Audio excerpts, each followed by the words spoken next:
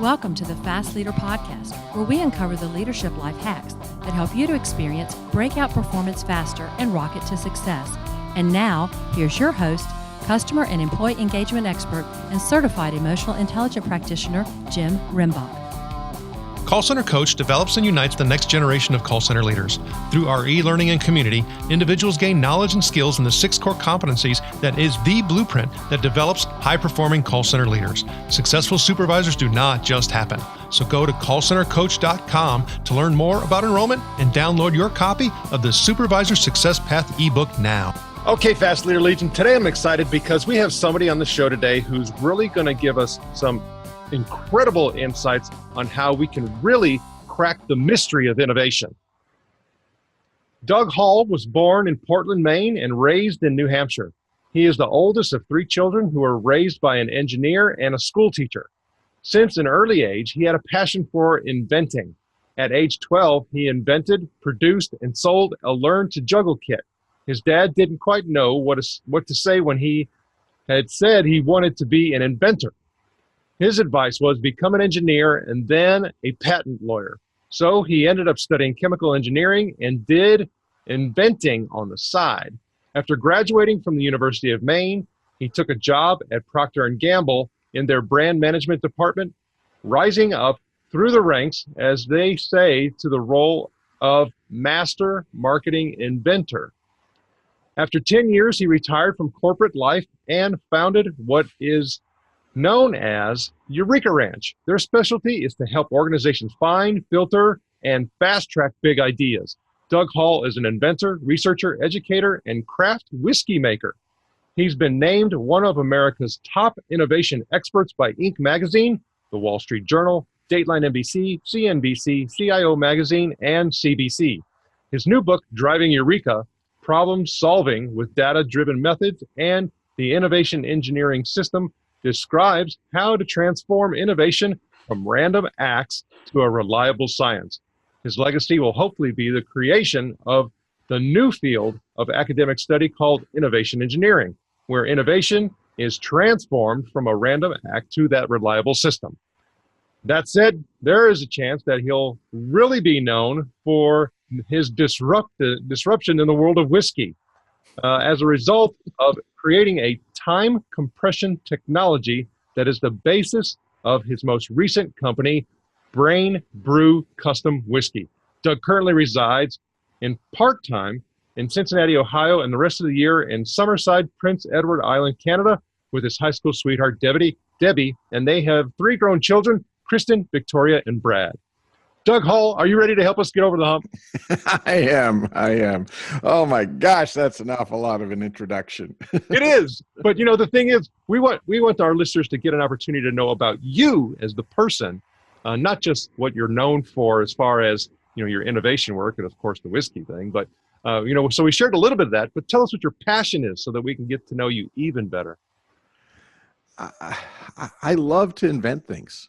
I just have this curiosity, that I wonder, what if we tried this? And I just can't stop. It's fundamental. It came from my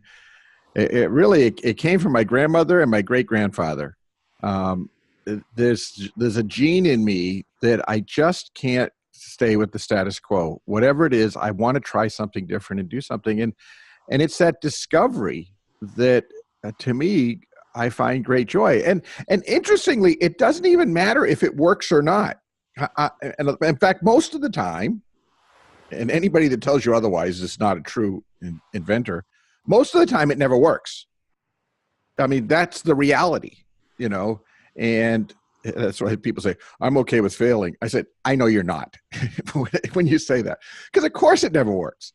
But you learn from those things, and then you learn, and it's like a giant mystery to try to figure out how to make things work. And whether it's problem solving, a new operational system in the distillery, figuring out how we can get production out because demand is exceeding supply, how can we increase it, or whether it's figuring out how to cut costs or inventing an amazing new product.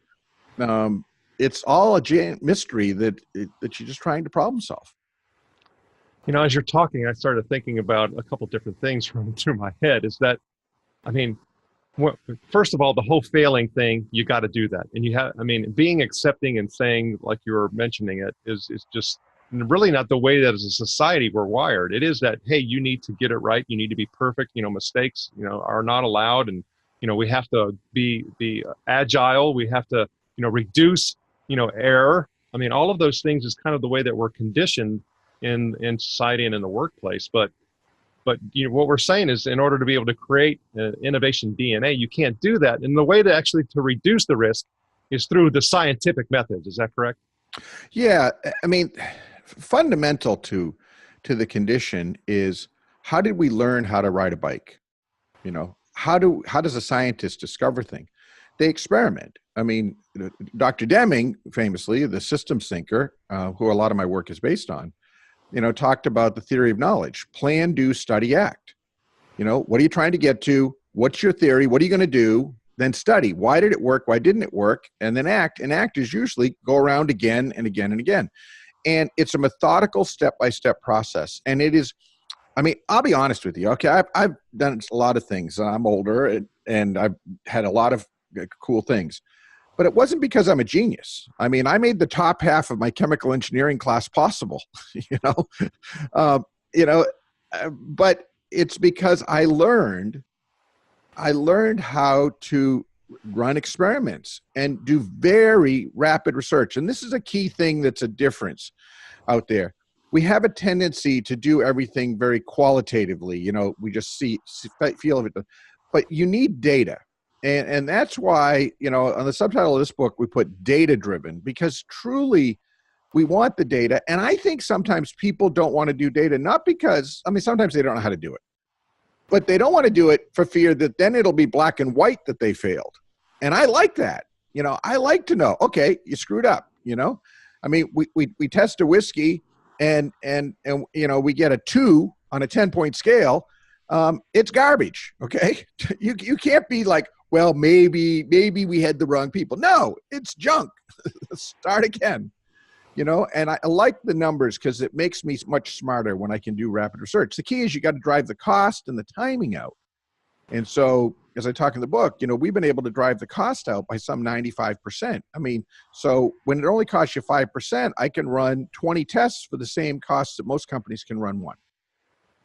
And so for me, going through the book, I would dare to say that when we think about our daily operations of our work, and it really almost doesn't matter what it is we don't necessarily take that systems thinking approach and collect data to be able to put things to rest and be final about it.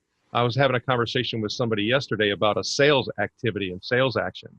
And I said, for me, I want the polar ends. I want the yes or the no. Take your gray and go away.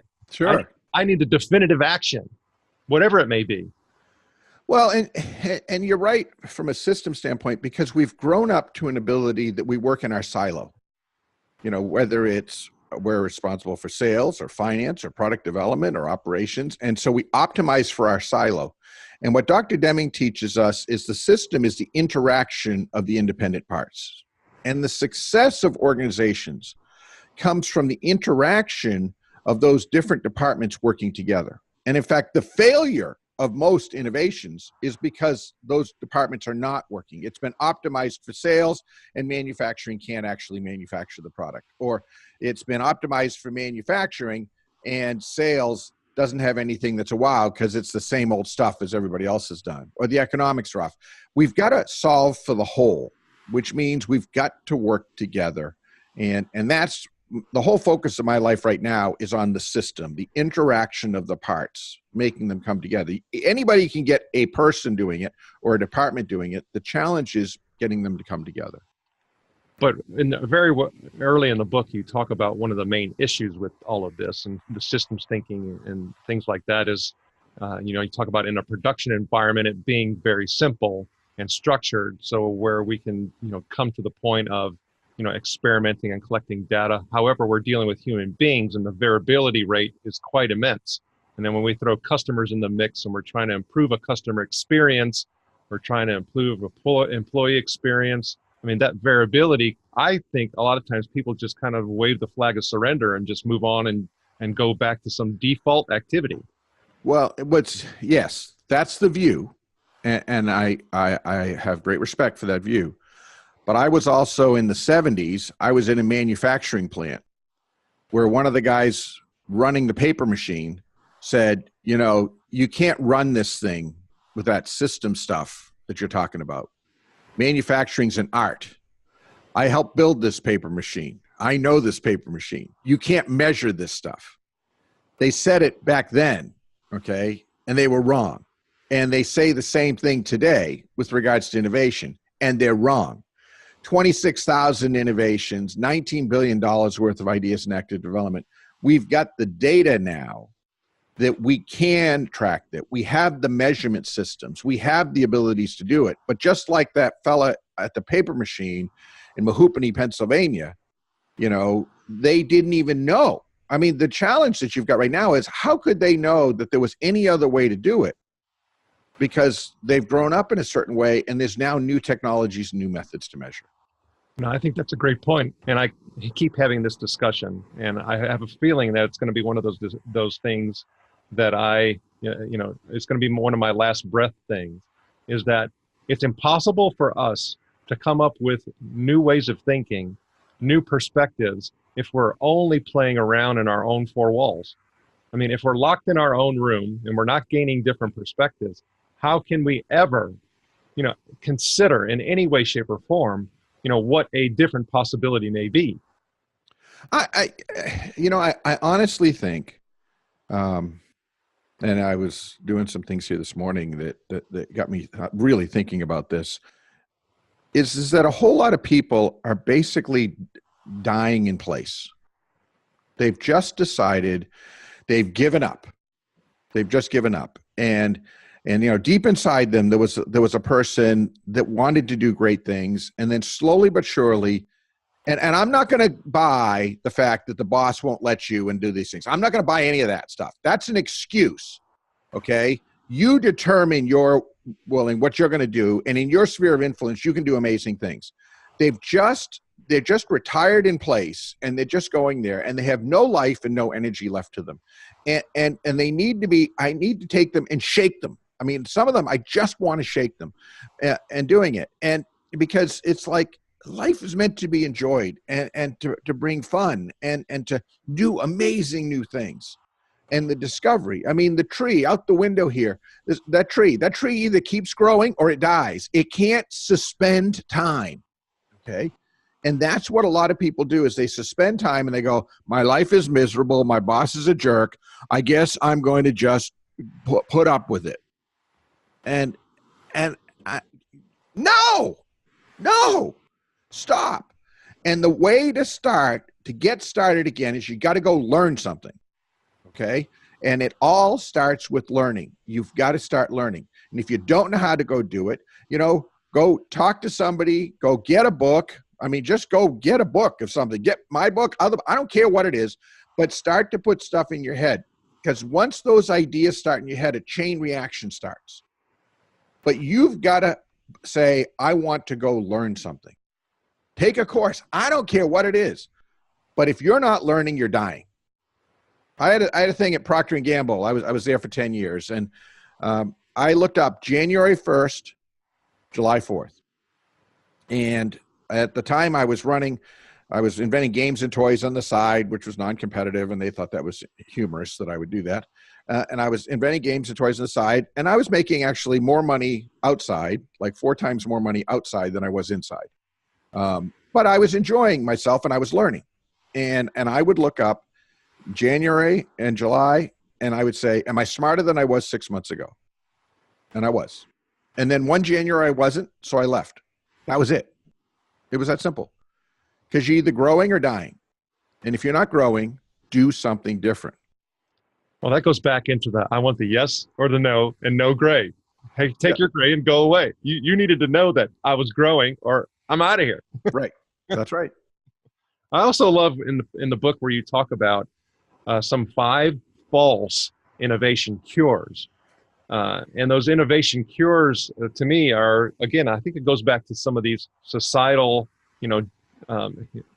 incorrectness that unfortunately a lot of us fall into. So The false cure number 1 is more inspection metrics and bigger reward. What do you mean by that? Yeah, so the common theme throughout all of these is leadership not being leaders and abdicating the leadership role and trying to replace leadership with prudent and proper, and I'll say puckered, management. And so rather than take responsibility for leading and igniting and being close to the work, they use numbers to keep it distant from them, to be the evaluator, as opposed to them seeing, feeling it. I mean, when we get done this, I'm going over to the distillery to taste some amazing new whiskeys that we're working on, okay? I'm not going to read a report on it. I'm going to personally taste them. I'm going to work with the team. We're going to fiddle with the things, and then we'll turn around and we'll run a test tonight, and we'll get data, and then we'll turn around and change. And they may work, they may fail, but I'm going to get close to the work. I'm not going to just read the results. I'm going to read the results, but I'm going to have seen it, felt it, touched it, and been close. And we need leadership, which means involvement. Let me put it this way.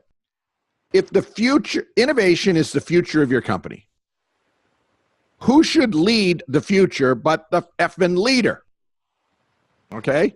It's your job to lead that, not to outsource it, but to lead that.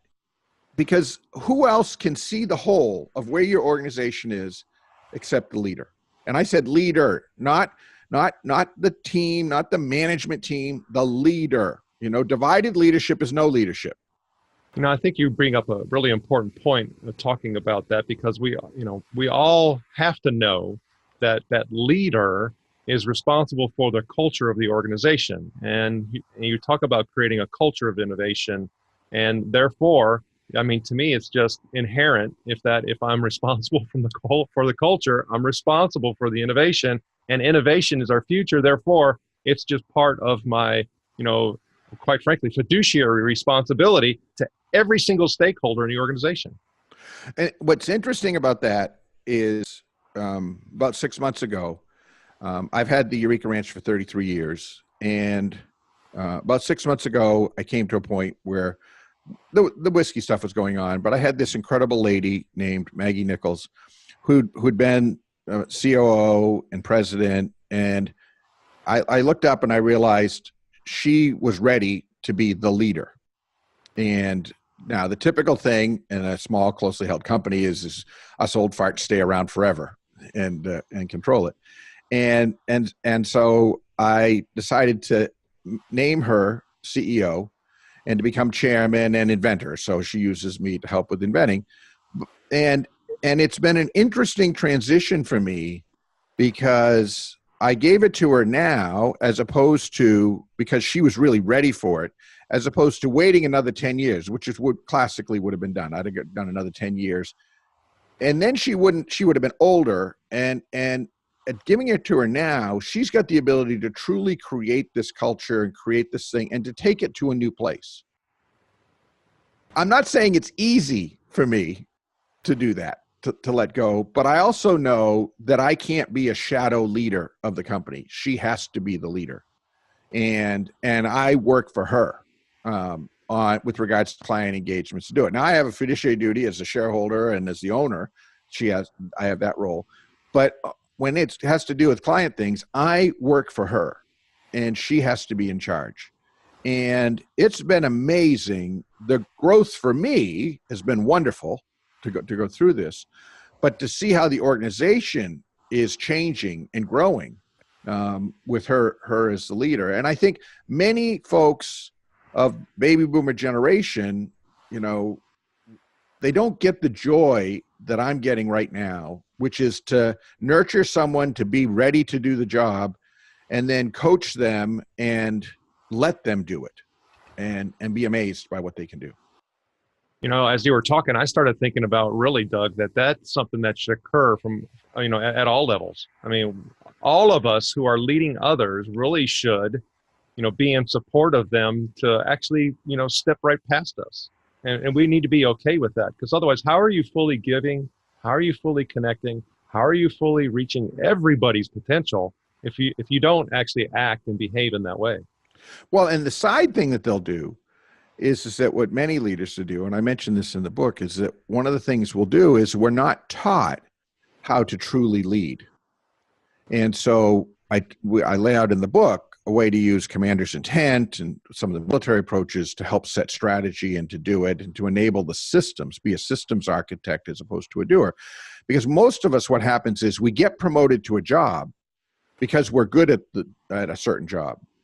So we go up. And then what do? We keep doing the job we did before because that's what we are good at. And we're uncomfortable in this new space.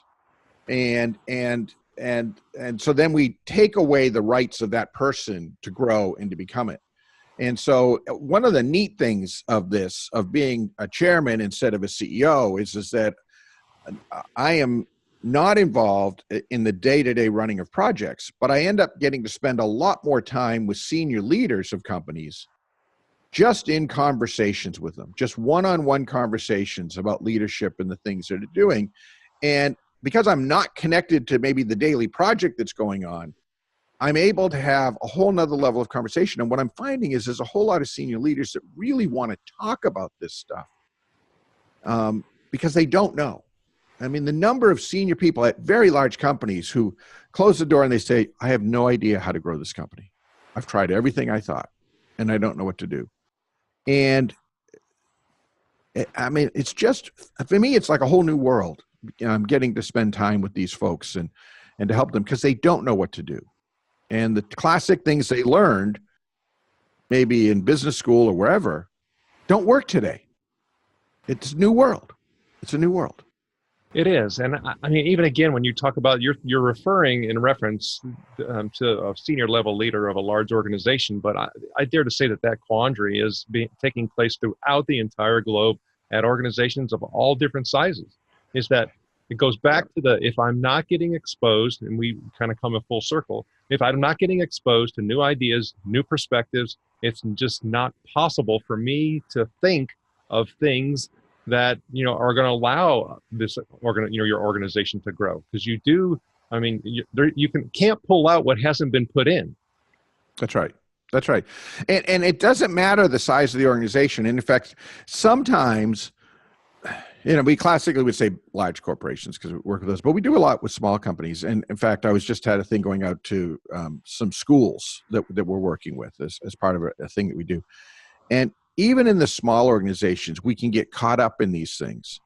And we just, look at it. We hire these people because we want to hire imaginative, creative leaders. And then we get them and then we teach them to do it exactly the way we've always done it. We say, that's not the way we do it. And I'm like, well, why'd you bother? Why'd you bother to hire these people then? Just hire droids, We're looking for automatons that'll do everything we want. That's what we're looking for. See, there's an idea. We'll start a recruiting service for droids. If you just want to hire a droid, because that's how you're going to treat them, then, that's the old joke. I say, well, our people aren't very creative. I say, okay, well, fire them all. And what are you going to get back? You're going to get the same thing again, because the problem is you and your mindset. And it's not that you're evil. Let me be clear. You're not evil. You've just not been taught a way to work. You've been taught some things that I'm going to evaluate each person as an individual as opposed to as a collective interactive team. And we do behaviors that cause us challenges because we don't approach it as a system. 94% of the problem is the system. 6% is the worker, Dr. Deming teaches us. He's absolutely right. If things aren't working, your system is wrong. Fix the system. And only the leadership can fix the system. I had the opportunity to have one of his proteges on the show, Marcia Dasko. And she was actually, absolutely brilliant episode talking about a lot of the things that we're even referencing with the whole leading, and the systems thinking and just doing things quite different. And that when you start looking from her perspective and her experiences on how we go about leading people, she's like, we're doing it all wrong. And she actually had a quick quiz that you can go through. And if you scored a certain amount, of course you had some issues that you needed to address right away. And some of the questions as you answered, I'm like, well, of course, it seems like these things are known, but yet they were wrong. It is a common It is a common phenomenon. We do similar things we ask people, what's their system for innovation? And they look at you like you got three heads. And I go, what do you mean? And they go, I said, well, what's your system for creating and ideas? Well, we have a stage gate system, how we judge them. I said, no, that's a judgment system. How do you create ideas? Well, we listen to customers. I said, okay, that's reactive. That's good. Those are good close-in improvements. But how do you lead your customers? I don't know what you're talking about. I said, therein lies your challenge. You have no idea how to do proactive innovation because you've never been taught. Exactly right. And so I want to run through these other false cures because I think they're really important because to me, they're like major, stop, let's pivot, type of statements, really is what they are to me. So false cure number 2, the big idea hunt. I think all of us are big idea. Yeah, so this gets back to the fundamental dimension that all I need is a big idea and I can put it into my system. The problem is what the data shows from both large companies and small companies is when an idea goes into development, it loses half of its value during development because to make it fit with the current operations approach, design approach, whether if it's a service or if it's a product, the manufacturing approach, our economic finance approach, our selling approach, whatever it is, we slowly shave off the idea until it becomes half of what it was at the start. And the problem is, frankly, not the idea. The problem is your development system. Your development system is designed to, instead of improve the idea and grow it, in fact, if you change the idea, you're going to get in trouble. It's like set it and forget it. Okay, I've got the brilliant idea, now we can do it. But I've got a company coming to the ranch in a couple of weeks where their marketing department invented some brilliant ideas. The only problem with those ideas is a couple of them break the laws of physics. Sir Isaac Newton, they can't be done. They're not doable. And manufacturing has been told, and product development have been told, be a team player. Come on, you can do it. You just got to work harder. And I went to product development. I said, what's the odds of this working? They said, pretty much none. I said, well, you got to tell them. They said, no, they've said the consumer wants it, so we have to do it because we're consumer driven. I said, I'd like a Ferrari too, but that doesn't have anything to do with it. We've got to work together, and this is just plain insanity. Most definitely. So I want to just pop through the next 3 real quick. We're not going to be able to go into them sure. because I tell you, we would turn this into a 2-hour show. But we have skunkworks teams. That means doing stuff on the side and trying to figure it out without having it integrated in part of your system and operation is the way I interpret that. And then we have buying an innovation culture, meaning that you'll acquire some team or maybe even that could be some consultants that you're going to hire that may be your innovation team, but it doesn't seem like that necessarily works. And then also being a fast follower. Now, why is that a problem? Well, the data on this is pretty clear. There's been a lot of studies over time, is that when you look at it in the total, and there will be exceptions to everything. I mean, 80% chance of rain means 1 out of 5 times it won't rain,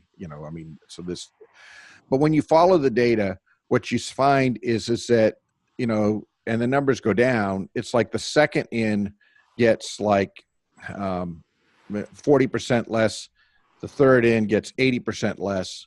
And so to the pioneer goes a reward. And it's not only do they get more share or do they sell more, but what happens is there's a cost curve. And with every doubling of the experience curve of manufacturing, from the first 1,000, next 1,000, costs go down. And so what happens is the leader, not only do they get the pioneer advantage of being the ones that introduced it, but they also end up with the cost curve going down so that they make more and more and more money.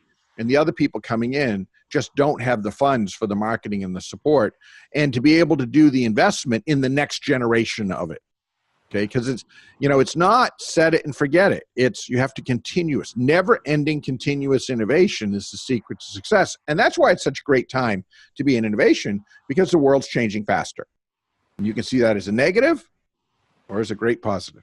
I see it as an opportunity. Now, I think also when we start talking about being able to make a difference with where you are today, I think your book really gives an individual contributor the opportunity to make a bigger impact for an entire organization and could really, make some significant impacts for them as an individual if they just really start thinking and doing things then differently than they have in the past. I mean, is there a possibility for that individual contributor to take what you have available to them in Driving Eureka and really launch a different trajectory for themselves? So we're seeing, sadly, the number of top leaders who are ready to lead is small. That's just the reality. Many are they got 3 years till retirement and they don't want to mess up. And so they're not doing it. Okay, that's the reality. I'm just going to call it as it is. Dr. Deming's grandson, Kevin Cahill, who runs the Deming Institute now, in an interview in the back of the book, there's a Q&A with him, said something really wonderful because I said, what do we do if they don't get it? He says, every individual has a sphere of influence. And what we need to do is to activate people in their sphere of influence. In other words, it's just like the movie Network. I'm mad as hell and I'm not going to take it anymore. In your work on how you work, how about if you change your thought patterns? Start to use the principles that we teach. Start to use the step-by-step methods that we lay out. Get started right there. And what we're finding amazingly in organizations is we activate those people and other people look around and go, well, why is your department having so much fun? Why is your department doing this? Oh, and it doesn't happen fast, but slowly but surely it starts to multiply and grow and grow and grow. And we're seeing cultures change from the bottom up, from the people that are at the grindstone, the people that are close to the work, are frustrated and they want to make it better. They want to work smarter. Well, I think from my perspective, and arguably, that is the place where all this should happen, because the distance that takes place from that front line where all of those, interactions occur is so significant that there is no way that you can do top down anymore. That's right. Well, you can lead from the top, not top down, but if you take what we call blue cards or the commander's intent approach, the way the military does it, where they don't do command and control anymore. Command and control is gone in the military. It's not in corporations, but it's gone in the military. Sadly, it's still being taught in our schools, which it makes no sense. Instead, what you do is you set commander's intent. We set the blue card. You set the narrative of this is where I want to get to. Here's the boundaries around this. This is what we're looking to do and why. Why? And then we set the teams up and we give them the tools and training to then do amazing things. I mean, the whiskeys I'm about to taste are going to be amazing. They're going to be totally different than what I would have done. They've got the commander's intent. They know what we're trying to do for an ultra premium product. And I'm going to be just amazed because, I'm getting a better return on my investment in these employees because they're actually thinking. That's kind of cool. I mean, think about it in your job. Is your boss getting a return on investment because you're actually thinking? Do your employees actually think? Do you think? I mean, people say that's what anyway, we teach these innovation engineering courses. You can take them online and that kind of stuff. We have a fundamentals course. And we say it's basically a thinking course. It's going to teach you how to think. And I just had dinner with a good friend of mine who's a senior level executive of a financial institution. And he was talking about depth of his employees and what you're referring to. And him saying how once I start, inquiring about things, he goes, there's no depth there. They can't think. And I'm like, your system has a problem then. Yeah. What are you doing to encourage them? How do you teach them? I mean, so let's be different. How are you thinking? How are you learning? How are you modeling learning? Are you talking to them about new books that you're reading? Are you going to trade shows and not just sitting in the executive suite, but working the floor? I just went to a trade show, spirits distributors and this kind of stuff, big show down in Orlando. And I purposely set up my schedule so that I would, because it's a lot of people from other countries and just very different stuff and entrepreneurs and crazies and stuff, that I worked the show twice. I said, okay, I'm going to take a day and I'm going to go through the entire show and gather information. And there were people I wanted to meet with and do that stuff. And then I'm going to take the next morning and I'm just going to walk the show and feel it. Not think it, feel it. I'm going to feel what's going on with folks. I'm going to just talk to people about stuff, not specific, but just getting it. And it was amazing. I was actually more exhausted the second day when I wasn't, first day I'm like gathering information and putting it in. The second day, I was thinking the entire time. I was looking at things and I forced myself. I went up to one guy and it had nothing to do with what we were doing. And I said, tell me your story, what you're doing. And in the process of talking to this unrelated guy, I sparked all kinds of ideas. I got to the end of the day and I was exhausted because I had spent and it's not like I'd shoveled dirt or something, but I spent so much more time thinking, connecting the dots than the day before when I was gathering information. I was just gathering contacts, meetings. The thinking was, and it was just so much more valuable, so much more valuable. Oh, it makes so much sense. Now, gosh, with all that we're talking about here and the requirement to be resilient, to do what you were just talking about, it requires a lot of inspiration. One of the things that we do on the show to look for that is talk about quotes that we like. Is there a quote or two that you can share? Well, my favorite quote, I end every book and every talk I do, it'll be carved in my tombstone on Prince Edward Island.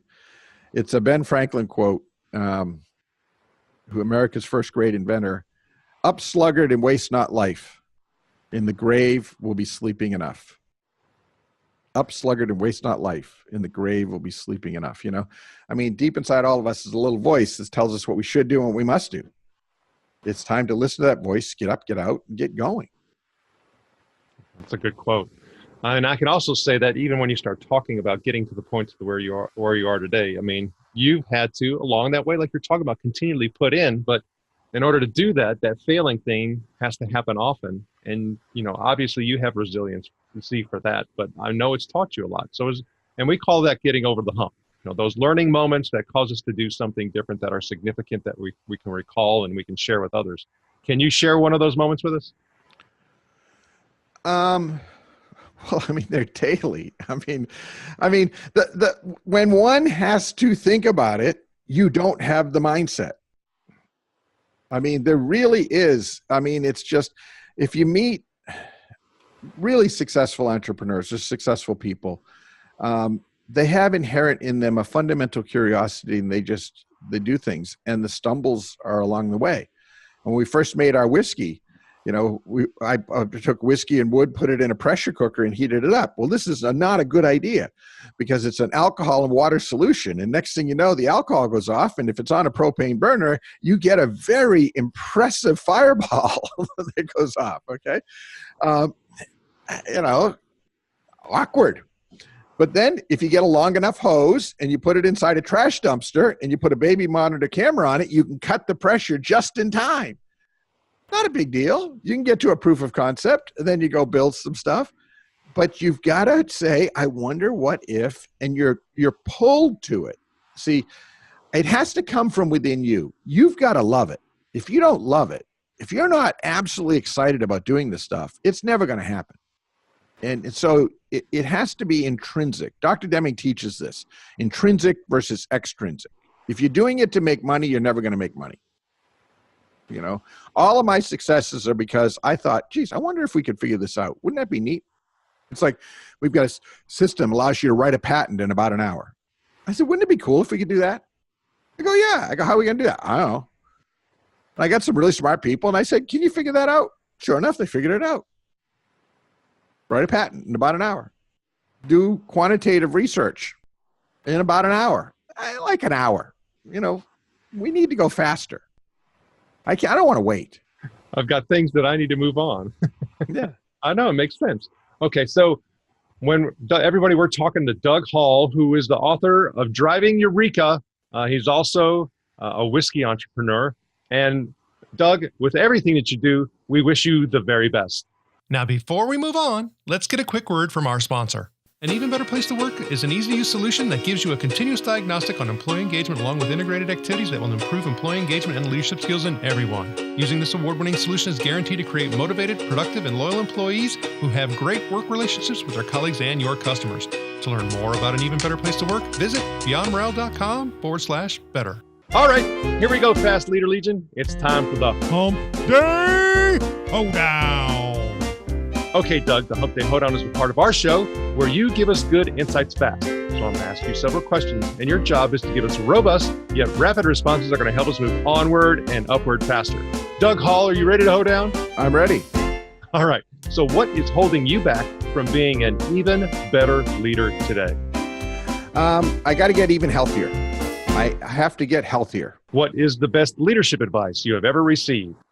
You got to believe that your people are good people, and that when they're not doing things, it's the systems that they've got. And if you stop playing the blame game and instead focus on the systems and believe in the good of people, then they will live up to your expectations. What is one of your secrets that you believe contributes to your success? Caffeine. I enjoy caffeine. I mean, and caffeine is actually banned in Olympic competitions as a stimulant, and it's been proven to work. So we have our own brain brew coffee, and I think caffeine has been key to it. What do you feel is one of your best tools that helps you lead in business or life? I've been very blessed to have people who are mission focused. And so having those people around that are mission focused, and then the money follows, has been key.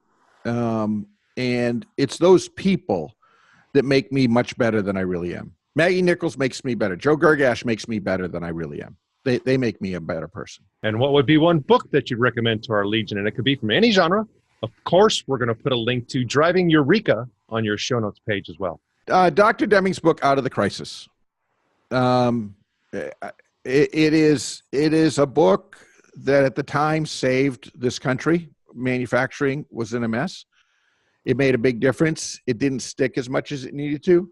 We're working to redo it again. But Out of the Crisis by Dr. W. Edwards Deming is a fundamental book that everybody should read. Okay, Fast Leader Legion, you can find links to that and other bonus information from today's show by going to fastleader.net/Doug Hall. Okay, Doug, this is my last Hump Day Hoedown question. Imagine you were given the opportunity to go back to the age of 25, and you can take all the knowledge and skills that you have back with you, but you can't take it all. You can only choose one. So what skill or piece of knowledge would you take back with you, and why? I would focus even more on health. I would do it. I've done it at sporadic times, but I would focus more on health back then, and really driving health, because it just, for some reason, and there is some science on it, of repetitive exercise and that makes the brain go. But I would have made that a bigger thing, because it would make me smarter. Doug, it was an honor to spend time with you today. Can you please share with the Fast Leader Legion how they can connect with you?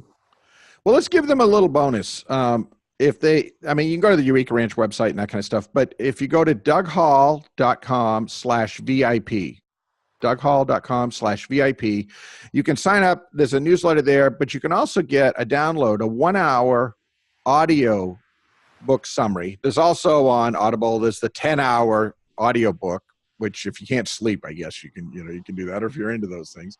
But there's a 1-hour audio that you can get for free if you go to DougHall.com/VIP. Doug Hall, thank you for sharing your knowledge and wisdom. The Fast Leader Legion honors you and thanks you for helping us get over the hump. Thank you for joining me on the Fast Leader Show today. For recaps, links from every show, special offers, and access to download and subscribe, if you haven't already, head on over to fastleader.net so we can help you move onward and upward faster.